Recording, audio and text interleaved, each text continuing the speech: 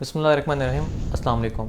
As a student of law हम आए दिन कोई ना कोई कानून तो पढ़ते रहते हैं, बट कुछ कानून ऐसे होते हैं जिनकी तशहीर करना बहुत ज़रूरी है क्योंकि उनका इम्पैक्ट सोशल, इकनॉमिकल और पर्सनल लाइफ के ऊपर भी बहुत ज़्यादा होता है। कुछ अर्सा पहले मियाँ साहब के साथ हमने वीडियो की थी एंटी रेप एक्ट के ऊपर। उस रेप को हमने बताया कि जो अमेंडमेंट्स हुई थी पीपीसी के अंदर वो किस तरह इंडिया से भी हम कुछ स्टेप आगे चले गए जेंडर न्यूट्रल अमेंडमेंट्स के होने के बाद। आज हम बात करेंगे ऐसे इस एक्ट के ऊपर जो इसके कॉन्सिक्वेंस में बनाया गया, which is anti rape trial and investigation act of 2021। मियाँ साहब से बात करते हैं कि ये एक्ट क्यों ज़रूरी है और इसके ऊपर क्या चीज़ें हैं जो हमें पता होनी चाहिए। अस्सलाम वालेकुम मियाँ साहब। वालेकुम सलाम। मियाँ साहब, हमने पिछली जो वीडियो की थी रेप के ऊपर वो बड़ी इंटरेस्टिंग थी, अमेंडमेंट थी, और आपने कहा था कि हम इंडिया से भी 2 कदम आगे चले गए इसको जेंडर न्यूट्रल करने पे। तो अब इस अमेंडमेंट के बाद इस एक्ट की क्या ज़रूरत पड़ रही है? विशाल जी, जो कुछ हमने उस लेजिस्लेशन के अंदर अचीव किया था ना, टू बी वेरी ऑनेस्ट, इस लेजिस्लेशन जो कि आज हमारी डिस्कशन होगी उसके अंदर हमने उसको जीरो कर दिया हुआ। कैसे? I will discuss it later. However 2020 के अंदर आपके पास anti rape investigation and trial ordinance आता है और इंप्लीमेंट कर दिया जाता है। उसके अंदर सेक्शन 9 आपको मोड एंड मैकेनिज्म बताता है कि आपने इन्वेस्टिगेशन करनी किस तरह है, विटनेस प्रोटेक्शन किस तरह होगी, so on and so forth. एक केस टेकअप हुआ his lordship mister justice Ali Ziyab Bajwa sahab के पास, यासिर वर्सेस द स्टेट, और उस केस के अंदर इतने होशरबा किस्म के इंकशाफात हुए विच लेड मी और which force me to make a video on that point. His lordship mister justice Ali Ziyab Bajwa sahab, जो आपका सेंट्रल पुलिस ऑफिस है, वहां से मंगवाते हैं कि इस ऑर्डिनेंस के आने के बाद जरा आप मुझे रिपोर्ट सबमिट करें कि कितना इस लेजिस्लेशन की लेटर एंड स्पिरिट के ऊपर काम हुआ है। अच्छा, उसके अंदर करते क्या हैं, जो रिप्रेजेंटेटिव पुलिस ऑफिसर्स होते हैं, जो सेंट्रल पुलिस ऑफिसर के रिप्रेजेंटेटिव होते हैं, वो बताते हैं कि जो शेड्यूल्ड ऑफेंसेस आईटीओ 2020 के अंदर बताया, ITO means investigation trial ordinance, ITO 2020 के अंदर जो उन्होंने किया क्या है, 2 किस्म के शेड्यूल दिए, एक है शेड्यूल 1 और एक है शेड्यूल 2। इसमें डिफरेंट कैटेगरी ऑफ ऑफेंसेस है रिलेटिंग टू सेक्सुअल असॉल्ट, और इसके अंदर भी दूसरे उसमें ग्रेविटी इंटेंसिटी थोड़ी ज्यादा है, तो इसको भी शेड्यूल 2 के अंदर उन्होंने क्लासिफाई किया। उन्होंने कहा जरा मुझे बताएं तो सही, आज तक आप लोगों ने कितना इसके अंदर इसकी इंप्लीमेंटेशन हुई है। तो रिपोर्ट सबमिट होती है विशाल साहब, टू योर सरप्राइज 7 महीनों के अंदर, फ्रॉम जनवरी 1 2021 से लेके 31/7/2021 तक तकरीबन 13,307 और 20,942 शेड्यूल 1 के केसेस और शेड्यूल 2 के केसेस रजिस्टर होते हैं। और जैसा आप लिखते हैं, astonishingly, rather shockingly, none of the case applied this ITO 2020 in reference to the investigation of that trial. अच्छा। और यानी यहां पे जज साहब जब इस फैसले को, यानी जब इस जजमेंट को आप पढ़ते हैं तो आप लिटरली आप यकीन करें कि उन्होंने बहुत सारे केसेस का रेफरेंस दिया। सलमान अकरम राजा का केस है, फिर उसके बाद इरफान अली केस है, फिर उसके बाद बाबर केस है, और ये सारी की सारी साइटेशंस मैं इन पे लगा दूं। वो कहते हैं कि ये जो गाइडलाइन सुपीरियर कोर्ट ने, सुप्रीम कोर्ट ऑफ पाकिस्तान ने इशू की थी, उनके कॉन्सिक्वेंस में ये लेजिस्लेशंस आई हैं। डायलेमा पाकिस्तान के अंदर अनफॉर्चुनेटली विशाल साहब ये है कि जब कोई हादसा हो जाता है उसके बाद आपके जो है ना कान खड़े होते हैं, आपके होश खड़े होते हैं कि नहीं यार, हमारे लॉ में ये लकूना है, इसको फिल करना चाहिए, हमारे लॉ में ये प्रॉब्लम है, इसको फिक्स करना चाहिए। यानी I give you an example, Zainab case को देख लें, मोटरवे गैंग रेप केस को देख लें, और इस किस्म के जितने भी और वाकयात हैं, जब आप उनको देखते हो उसके बाद उनके कॉन्सिक्वेंस के अंदर ये लेजिस्लेशन आती है। पुलिस वाले आगे सीधा सीधा जज साहब के सामने अपनी रिपोर्ट देते हैं कि सर हमारे पास पैसे ही नहीं है। यानी इन ऑफेंसेस की इन्वेस्टिगेशन करने के लिए आपको चाहिए क्या, आपको तकरीबन जो उन्होंने एस्टिमेट दिया कि उनको इस पूरे के पूरे यूनिट को, जो एंटी रेप इन्वेस्टिगेशन यूनिट बनाया, इसको ऑपरेशनल बनाने के लिए जो हमें इमीडिएट कॉस्ट है दैट इज 4.2 बिलियन रुपीस। और उसके बाद एनुअल बेसिस पे इक्विवेलेंट अमाउंट हमें चाहिए होगी इसको ऑपरेशन बन, क्योंकि इसके अंदर जो सुपरवाइजरी पावर्स हैं इन्वेस्टिगेटिंग ऑफिसर के ऊपर, they those power are given to the BS-17 जो ASPs और DSPs होते हैं, उनके पास ये पावर होती है। हमारे पास इतने ऑफिसर ही नहीं है। आपने लेजिस्लेशन तो बना दी, हमारी कैपेसिटी बिल्डिंग है नहीं, हमारे पास पैसे है नहीं, और to some extent they are perfectly right because they don't have the resources to conduct such investigations. How can we do that? तो जैसा आप कहते हैं कि ये बहुत शॉकिंग बात है, क्योंकि सेक्सुअल डिग्निटी, सेक्सुअल असॉल्ट, ये वो ऑफेंसेस हैं जो किसी बंदे की जिंदगी के ऊपर life long till their death they put an impact on their life, and that is so serious that we should take it very seriously, so and so forth. जैसे आप कहते हैं कि जितने भी डेवलपिंग ममालिक हैं उसके अंदर इंप्लीमेंटेशंस ऑफ लॉ के ऊपर प्रॉब्लम जरूर होती हैं, बट इसका यह मतलब हरगिज नहीं है कि जिनकी रिस्पॉन्सिबिलिटी है, जिनकी ये जिम्मेदारी है इन लेजिस्लेशंस को इंप्लीमेंट करवाना, they should keep their eyes shut and not to operate that. इसीलिए फिर 2022 में ये जजमेंट के कॉन्सिक्वेंस के अंदर जो इसमें मैकेनिज्म बताए गए और उस ऑर्डिनेंस की रोशनी के अंदर होता क्या है, पाकिस्तान के अंदर इस ऑर्डिनेंस के कॉन्सिक्वेंस के अंदर एक एक्ट आता है जिसे कहते हैं anti rape investigation and trial act of 2021। अच्छा, personally as per my humble, very humble और नालायक एक्सपीरियंस और knowledge, I see many problems with the legislation as well. For instance, if you look at the definitions in section 375, वहां पे उन्होंने जो a man is said to commit rape का जो खत्म करके उन्होंने a person is said to commit, यानी वो मर्द भी हो सकता है, औरत भी हो सकता है, जेंडर न्यूट्रल। जब आप इस लेजिस्लेशन का ये जो आपका एक्ट है 2021 का, इसके अंदर आप देखते हो तो ये दो एलिमेंट्स के इर्द गिर्द घूमता है। एक ही आपको बताता है विक्टिम कौन है, एक ही आपको बताता है चाइल्ड कौन है। चाइल्ड एनीवन, मेल और female less than 18 years old, ठीक हो गया। और अगर आप विक्टिम की बात करेंगे तो ये कहते हैं विक्टिम मींस अ वुमन और अ चाइल्ड। अच्छा, so a victim means a woman or a child. Where is the person who says that a rape cannot be committed to a man? और इसकी एक्सप्लेनेशन के अंदर वो कहते हैं, इसी लॉ की डेफिनेशन के अंदर जहां विक्टिम एक्सप्लेन किया, वहां इसकी एक्सप्लेनेशन में कहते हैं it is clarified that where the schedule offences are committed against a persons who do not qualify. Now qualification के लिए क्या जरूरी है, या आप चाइल्ड होंगे चाहे विक्टिम होंगे, विक्टिम कौन होगी, औरत होगी, qualified to be categorized as a victim or a child as defined under this act, the offenses shall be tried through procedure, rules of evidence or courts functioning prior to this act coming into the effect. Meaning thereby, if a man is said to commit, a man is a victim, an adult male is a victim, who's going to try those cases? Normal courts. Normal courts. However, if you look at the legislation of this, definitions, इसी law के अंदर उन्होंने आपको special courts भी दिए, इसी law के अंदर उन्होंने आपको स्पेशल इन्वेस्टिगेशन प्रोसीजर्स भी दिए, इसी लॉ के अंदर उन्होंने आपको ऐसे लॉ ऑफ एविडेंस के अंदर जो मैकेनिज्म है उनसे भी प्रोटेक्शन दी है। फिर इसके बाद उन्होंने जो अली ज़िया बाजवा साहब ने अपनी जजमेंट के अंदर ऑब्जर्वेशन दी थी इन view of the report submitted by the police officer, हमारे पास पैसे नहीं है, इसी लॉ के अंदर उन्होंने बता दिया है कि अब हमने इसको सेटअप करने के लिए, इसको ऑपरेशनल करने के लिए किस किस्म के जो फंड्स को जनरेट करना और कैसे जनरेट करना है। बाय एंड लार्ज इसको लेके चलते हैं। मेरी अंडरस्टैंडिंग के मुताबिक, अगर if you don't want to go to the detail nitty gritty of the law, I would say every other lawyer who practices on criminal sides go through the section 4, section 8, section 9, section 12, section 13, section 14, section 16, section 18 and section 22। ये पूरा का पूरा procedural mechanism in sections के अंदर cover कर देता है। बिलखुसूस अगर इसको हम देखें, अगर मैं आपको लेके जाऊं सेक्शन 4 के अंदर, सेक्शन 4 के अंदर वो ये बताते हैं आपको कि इन्होंने एंटी रेप क्राइसिस सेल जो है एक कॉन्स्टिट्यूट कर दिया कि जहां कहीं पे भी किसी बच्चे के साथ, किसी औरत के साथ रेप कमिट होगा तो उसके लिए एक स्पेशल यूनिट जो है वो क्रिएट कर दिया गया है जो इस पूरे के पूरे मामले को ओवरसी करेगा।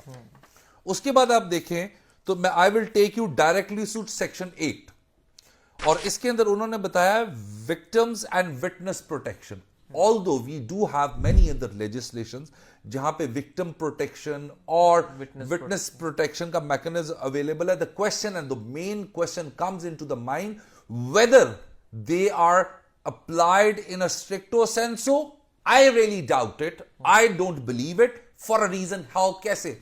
Had it been implemented, तो आपकी ऑनरेबल लाहौर हाई कोर्ट की चीफ जस्टिस हर लेडीशिप मिस्टर जस्टिस आलिया नीलम साहिबा को अपने साथ तमाम के तमाम जजेस को साथ बैठा के फुल बेंच कॉन्स्टिट्यूट करके इन्हीं लोगों से, इन्हीं पुलिस ऑफिसर से रिपोर्ट ना मंगवानी पड़ती है. And that case is still in the mode of continuous mandamus, कि जहां पे आप बताएं जी इस लॉ के आने के बाद कितनी का आपने इसकी इंप्लीमेंटेशन की है.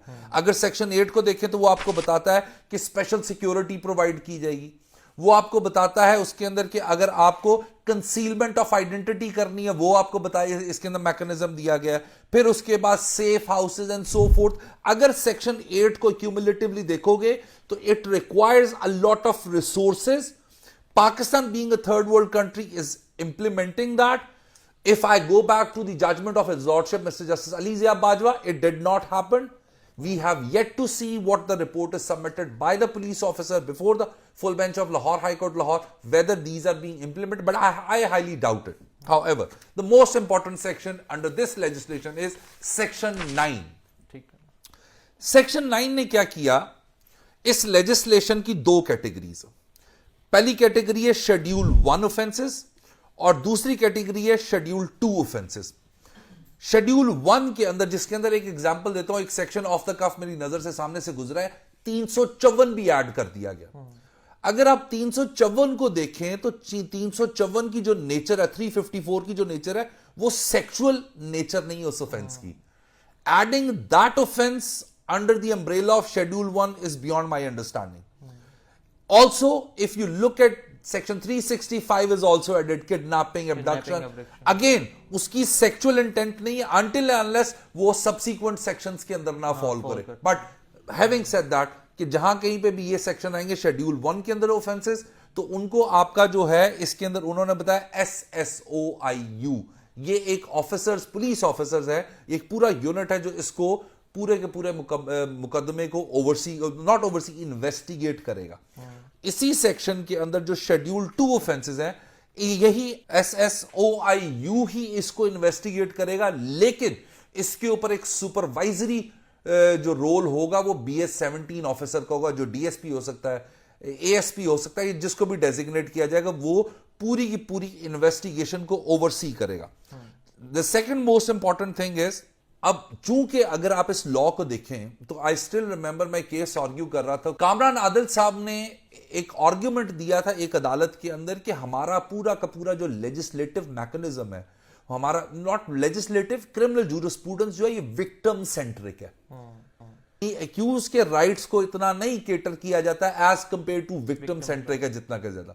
तो इसी वजह से सेक्शन 9 के सब सेक्शन 4 के अंदर उन्होंने कहा, for sake of argument, Ali is a child और Ali is a female and he's come to offense of rape, or Vishal being the member of SSOIU unit investigate kar raha hai, and I see that if I am humiliated, as if I see that my investigating officer has joined hands and gloves with the other party, so I am dissatisfied. What I can do is, whereas in a conventional criminal trial or proceedings, for change of investigation the mechanism is provided under police order 2002. यहां पे आपने जो district head है उसको application दे देनी है that I am not satisfied the way they are conducting the investigation shall be transferred.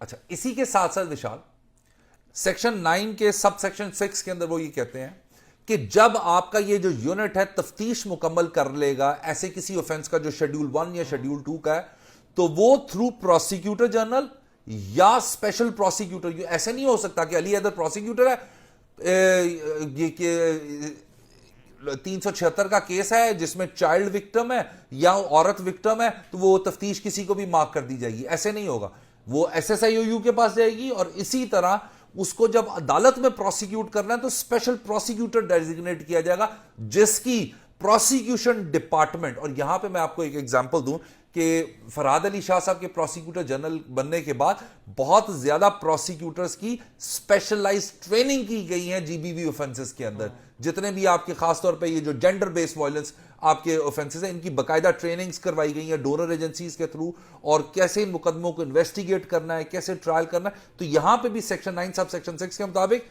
वो special prosecutor के थ्रू इमीडिएटली 173 की रिपोर्ट सबमिट कर दी जाएगी। ठीक है। अच्छा विशाल, 173 की रिपोर्ट जमा हो गई और इसके अंदर अब इंपॉर्टेंट सेक्शन आता है सेक्शन 12। सिंस आपको जिस तरह मैंने विशाल बताया था कि इसके अंदर विटनेस प्रोटेक्शन, विक्टिम प्रोटेक्शन की बहुत ज्यादा एम्फेसिस दिया गया, तो इसी वजह से सेक्शन 12 के अंदर इन्होंने कहा सीआरपीसी के मुताबिक every criminal trial court is an open court, everyone has access to it. इसमें कहा नो, जो आपका इन ऑफेंसेस, जो शेड्यूल्ड ऑफेंसेस के लिए ट्रायल होगा वो आपका इन कैमरा ट्रायल होगा। और अगर कोई बंदा जो विक्टिम या किसी को अदालत को एप्लीकेशन देके बुलाना चाहता है कि इसको एक्सेस दे दी जाए, उसको एक्सेस दे दी जाएगी। अदरवाइज इसके अंदर उन्होंने वीडियो लिंक की सहूलत भी मुयस्सर कर दी। उसके बाद उन्होंने मना फरमा दिया, अक्सर आपने देखा होगा कि जो विक्टिम्स होते हैं यानी फॉरेन टीवी वाले उनके पास कैमरे लेके पहुंचे, तो इसके अंदर उनका किसी को भी इस बात की इजाजत नहीं है कि जो इन्वेस्टिगेशन हुई है या जो ट्रायल हो रहा है उसको ब्रॉडकास्ट किया जाए without prior permission of the court. That is again to protect the sanctity और the dignity of the victims. अच्छा विशाल, इसके अंदर जो मैं आपको एक और चीज बताता चलो, वेरी इंटरेस्टिंग, क्योंकि अगर आप अमेंडमेंट से पहले का जो आपका रेप का लॉ का लेजिस्लेटिव मैकेनिज्म था उसको देखो, तो आपको नजर आएगा कि हम लोग बतौर डिफेंस काउंसिल विक्टिम औरत के ऊपर हमेशा उसके कैरेक्टर की किरदारकुशी किया करते थे। फॉर एग्जाम्पल, और कि हमने उसे और जो फजूल किस्म के सवाल करने शुरू कर देने, और जिसमें बिलखसूस उसकी वर्जिनिटी को लेकर सवाल हुआ करते थे। यहां पे आपको याद होगा जब मैंने अपनी वीडियो की थी सेक्सुअल डिग्निटी वाली, और वहां पे मैंने हर लेडीशिप जस्टिस आयशा मलिक की एक जजमेंट आई थी जिसमें उन्होंने टू फिंगर टेस्ट, इसके अंदर स्पेसिफिकली उन्होंने कहा सेक्शन 13 सब सेक्शन 1 के अंदर कि for the purpose of medico legal examination of a victim relating to schedule offence shall be strictly prohibited, कि उस लड़की का ये टू फिंगर टेस्ट नहीं हो सकता टू प्रोटेक्ट द डिग्निटी। और उस जजमेंट को पढ़ो, वहां पे भी डिग्निटी की बात हो रही है। फिर उसके बाद उन्होंने कहा कि जब भी आप शेड्यूल्ड ऑफेंसेस जो इस लॉ के तहत है, सेक्शन 13 सब सेक्शन 2 के अंदर उन्होंने कहा कि हम लोग कानून शहादत के अंदर भी लिखा हुआ कि उसके इमोरल कैरेक्टर, प्रोसिक्यूटरिक्स का जो कॉन्सेप्ट है उसके ऊपर जरा करनी, उन्होंने कहा ये भी नहीं आप कर सकते इसके ऊपर। और जो भी टेस्टिमनीज विक्टिम की होंगी जो अदालत के अंदर जाएंगी, वो shall be video recorded and reduced into writing, उसकी ट्रांसक्रिप्टिंग होगी सारी की सारी जो अदालत के अंदर एविडेंस है। That is one of the interesting जो डेविएशन है कन्वेंशनल लॉ ऑफ एविडेंस के साथ। सो मच सो कि इसके अंदर उन्होंने सेक्शन 14 के अंदर बड़ी इंटरेस्टिंग एक चीज की है।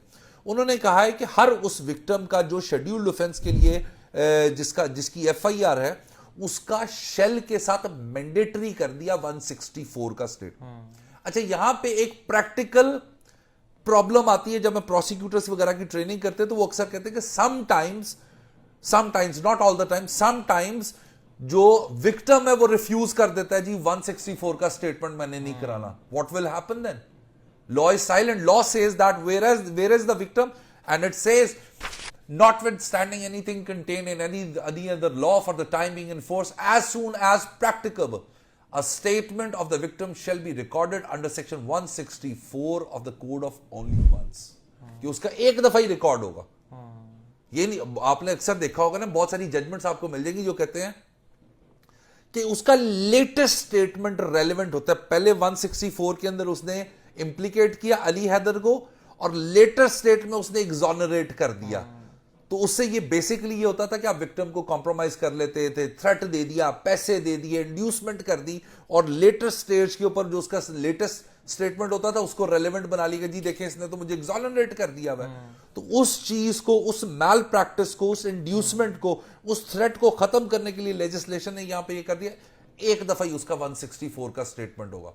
And interesting thing, what is interesting thing, पहले आपके 164 के स्टेटमेंट पे मुल्ज़म को भी इजाजत होती थी। लॉ भी यही है कि 164 का स्टेटमेंट जब भी आएगा क्रॉस एग्जामिन होगा। यहां पे उन्होंने कह दिया कि पहली बात, मुलजम का तो राइट ही नहीं है क्रॉस एग्जामिनेशन करने का, उसका वकील कर सकता है। अच्छा, उसका जब वकील करेगा और उसमें भी कोई ऐसा इनडिसेंट सवाल होगा तो वो भी जज का इख्तियार है कि उसको इंप्रोवाइज करके वो सवाल कर सके, और जज को प्रोगेटिव दे दिया कि whether this question should be allowed it और नॉट, क्योंकि आपने तो बेसिकली उसकी डिग्निटी को टारगेट करना होता है क्रॉस एग्जामिनेशन के अंदर, तो वो भी इसके अंदर इन्होंने बंद कर दिया। विशाल, जब ट्रायल की बात आएगी तो स्पेशल कोर्ट्स डेजिग्नेट कर दी गई, नॉर्मल कोर्ट नहीं जाएगी। अच्छा, बहुत इंटरेस्टिंग चीजें की है इन्होंने इसके अंदर। काश ये आपके कन्वेंशनल लीगल सिस्टम में भी कर देना तो बहुत स्पीडी ट्रायल्स होने लग जाए। इसके अंदर उन्होंने कहा पहली बात है 4 महीने के अंदर अंदर आपने ट्रायल खत्म करना है, नॉट अ डे लेस और मोर, 4 घंटे में ट्रायल खत्म करना है, पहली बात। फिर उन्होंने कहा कि जो स्पेशल कोर्ट है जिसको कॉन्स्टिट्यूट किया गया इस लॉ के तहत, वो 2 एडजर्नमेंट से ज्यादा दे नहीं सकती ट्रायल के अंदर, और जिसके अंदर out of those 2 एडजर्नमेंट्स 1 shall be upon the payment of the cost by the person seeking the adjournment. ठीक है, यानी आपने जो एडजर्नमेंट 2 से ज्यादा आपको मिलनी नहीं है, और अगर उनमें से भी एक के ऊपर आपको पेमेंट करनी पड़ेगी, और जहां where the defence counsel does not appear after 2 adjournments, क्या होगा उसी वक्त कहेंगे दौड़ जाओ, और विशाल साहब को या अली हैदर को as a state counsel appoint कर दिया जाएगा ट्रायल को प्रोसीड को। This is very interesting. रोकेंगे नहीं, रोके no no no no, even so much so कि यहां पे ट्रायल से ले जाता हूं मैं आपको अपील की स्टेज के ऊपर। यानी इसी का सेक्शन अगर आप देखें 18 अपील को डील करता है। वो ये कहता है पहली बात, जिसने एंटी टेररिज्म के अगेंस्ट डिवीजन बेंच सुनता है, मर्डर रेफरेंस के अंदर डिवीजन बेंच सुनता है, तो हर वो पनिशमेंट जो स्पेशल कोर्ट की तरफ से दी जाएगी उसको division bench of Lahore high court सुनेगा या रिस्पेक्टिव हाई कोर्ट सुनेगी, और वो भी 6 महीने से ज्यादा नहीं ले सकते। 6 महीने में फैसला करना है, और वहां पे भी 2 एडजर्नमेंट से ज्यादा नहीं हो सकती, वहां पे भी 2 एडजर्नमेंट से ज्यादा नहीं हो सकती। Now this is very interesting कि अगर ट्रायल को देखा जाए, yes we can say that कि जी समटाइम्स आपको एडजर्नमेंट्स नेसेसरी होती है, बट दुनिया के अंदर एडजर्नमेंट का एक मैकेनिज्म है सिवाय पाकिस्तान के अंदर। सो इस वजह से इन दोनों सेक्शंस के अंदर उन्होंने इस चीज को कैटेगराइज किया।